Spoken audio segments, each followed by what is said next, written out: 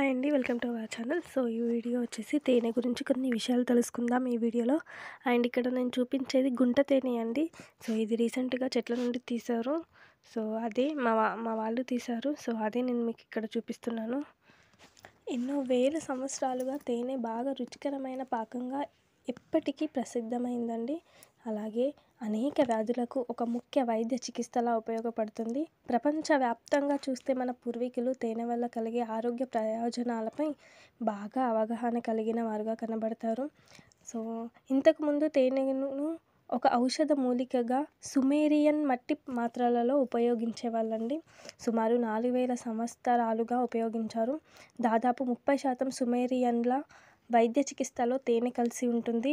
భారతదేశంలో పురాతన సాంప్రదాయ వైద్య వ్యవస్థలైన సిద్ధ ఆయుర్వేదంలో తేనె ప్రధాన మూలికగా ఉపయోగపడుతుంది.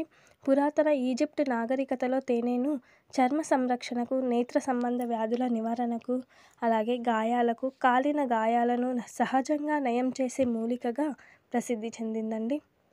అనేక ఇతర సంస్కృతుల వారు తేనెను వైద్య ప్రయోజనాలకు ముఖ్య మూలికగా ఉపయోగించారు. ఇప్పటికీ అనేక వైద్యశాస్త్ర పరిశోధనల్లో తేనె ప్రయోజనాలపై వైద్యలోకం ప్రధానంగా దృష్టి పెట్టింది. కానీ మనం పూర్వీకులు ఏనాడో మన పరిశోధనలు చేసి తేనె వల్ల అనేక ప్రయోజనాలు ఉన్నాయని నిర్ధారించారు. మనకు ఇప్పుడిప్పుడు మాత్రం తెలుస్తుంది. తేనె తీసుకునే విధానం బట్టి వివిధ రకాలుగా మీ శరీరంపై ప్రభావాన్ని చూపుతుంది. తేనెను గోరువెచ్చని నీటితో కలిపి తాగితే అది రక్తంలోని ఎర్ర రక్త కణాల సంఖ్యను పెంచడంలో ఎంతో ఉపయోగపడుతుందండి.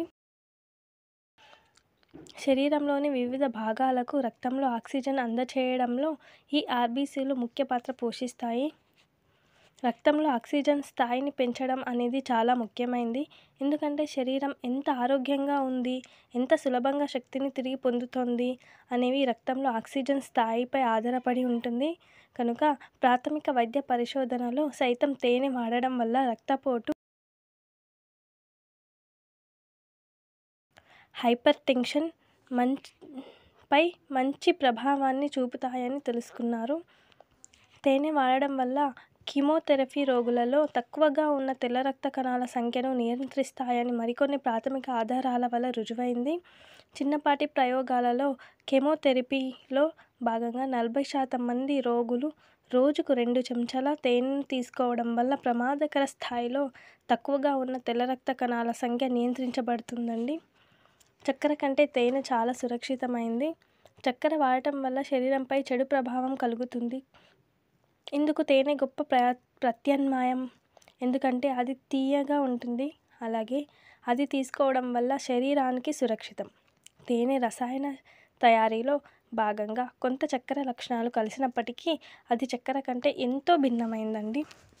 ఇందులో 30% గ్లూకోజ్, 40% ఫ్రక్టోజ్, 2 సింపుల్ షుగర్స్, అలాగే 20% ఇతర సంక్లిష్టమైన చక్కెర లక్షణాలను కలిగి ఉంటాయి.